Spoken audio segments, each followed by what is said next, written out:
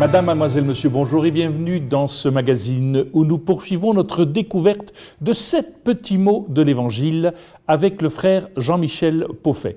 Jean-Michel Pauffet, bonjour. Bonjour. Je rappelle encore que vous êtes dominicain, encore et toujours, que vous avez durant de très nombreuses années enseigné l'exégèse à la faculté de théologie de l'université de Fribourg, que vous avez été durant de très nombreuses années le directeur de l'école biblique de Jérusalem et que nous vous avons invité parce que vous avez publié ce livre, 7 petits mots de l'Évangile. Alors, ça va être un peu paradoxal, parce que je vais vous demander de parler sur un mot que vous citez, qui est le silence. Oui, en fait, c'est tais-toi.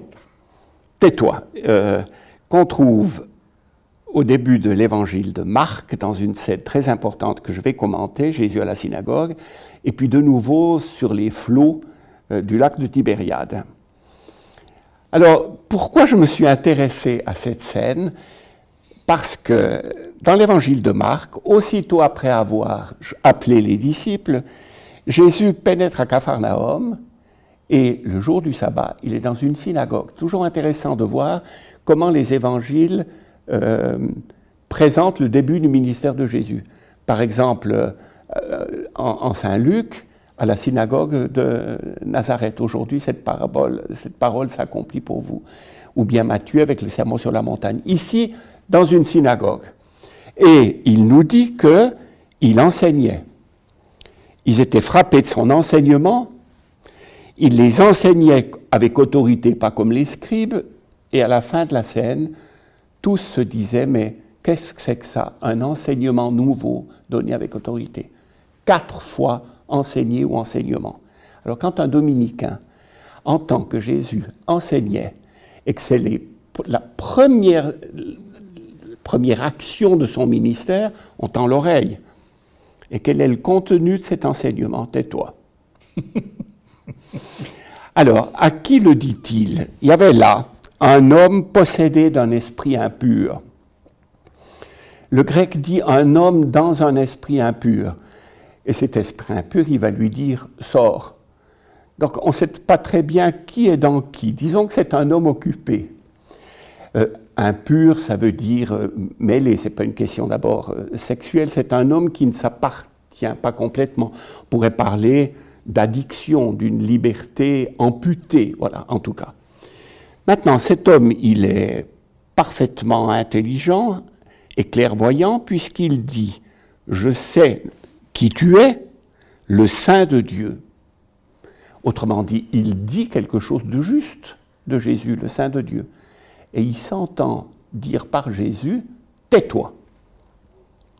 Et ensuite, Jésus donc le menace en disant tais-toi et sort de lui. Et tout le monde est effrayé.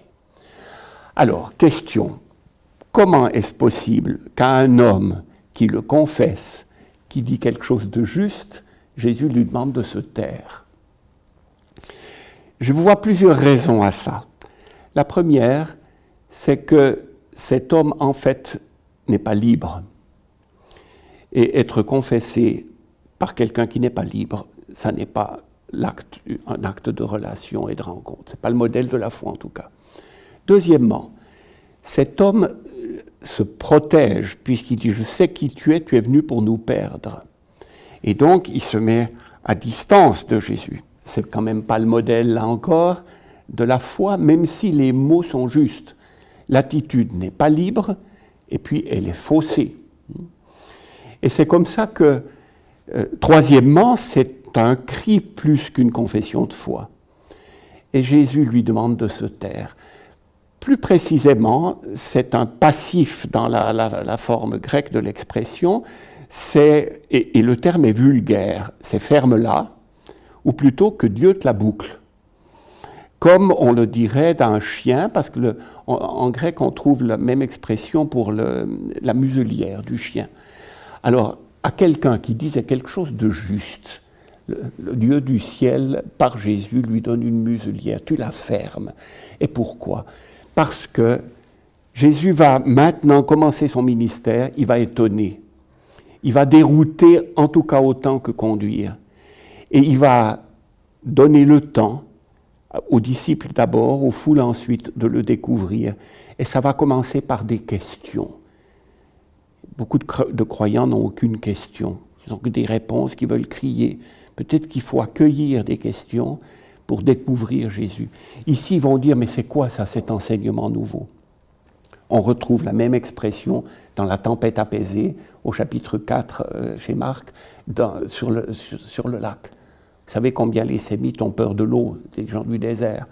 Et donc, apaiser une tempête, dominer les eaux, comme le Créateur au début de la création, qui met un terme à la mer, comme à l'Exode, pour la libération, qui ouvre l'eau, eh bien, intimer à la tempête de s'arrêter, tais-toi, il lui parle comme on parle à une puissance mauvaise, tais-toi. Et que disent les disciples? Qui est-il celui-là? On a passé de qu'est-ce que c'est que ça? Qui est-il celui-là? Un peu plus loin dans l'Évangile, Jésus demandera, mais les gens autour de moi, qu'est-ce qu'ils disent de moi, Césarée de Philippe? Premier sondage d'opinion de l'histoire de l'Église. Oh, les uns disent que tu es peut-être Jean-Baptiste qui serait revenu, ou Élie, ou un des prophètes. Et vous, qui dites-vous que je suis? Voilà.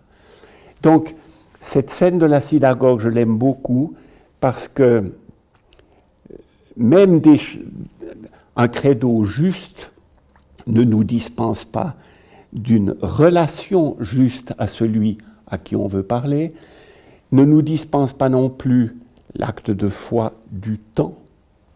Souvent, le Seigneur est plutôt du côté de l'homéopathie plutôt que du coup de tonnerre.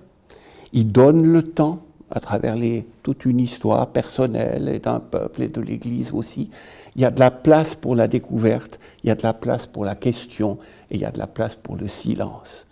Et donc une parole, même juste, trop vite dite ou pour se protéger de Dieu plutôt que pour l'aimer et le suivre, eh bien, à ce moment-là, du ciel vient une muselière. Est-ce une muselière que nous devrions de temps en temps également donner à certaines personnes qui prétendent être des sachants et qui prétendent tout savoir de Dieu? Je crois que, il nous est à la fois demandé de prêcher à temps et à contre-temps, si possible, pas uniquement à contre-temps, et que d'autre part, il doit y avoir du silence dans la parole. Et que, un peu la couverture or d'une monnaie, qui n'est solide que si elle est assurée, en somme, si elle a ses arrières, il faut qu'une parole sur Dieu soit aussi pleine de silence et de respect, et qui donne du temps à celui ou celle à qui on voudrait faire découvrir l'Évangile, pour qu'il puisse advenir librement, et quand Dieu voudra bien, à la fois. Parce qu'un tais-toi, ça peut être violent. Ah, mais c'est violent. Mais c'est violent, précisément parce que c'était aussi le fait d'un homme emmêlé, qui manquait de liberté, etc. Et donc, à cette manière de crier une identité, Jésus ne veut pas qu'on parle de lui comme ça.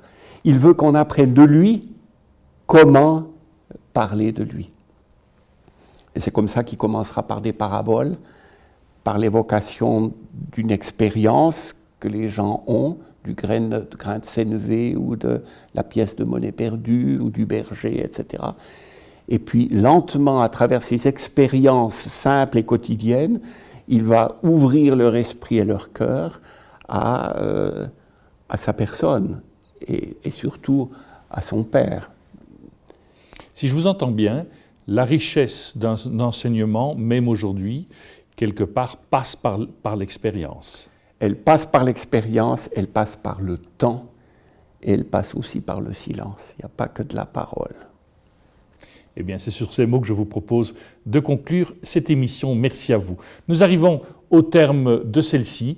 Au nom de toute l'équipe qui l'a préparée, il ne me reste qu'à vous souhaiter une excellente journée et je vous dis à très bientôt.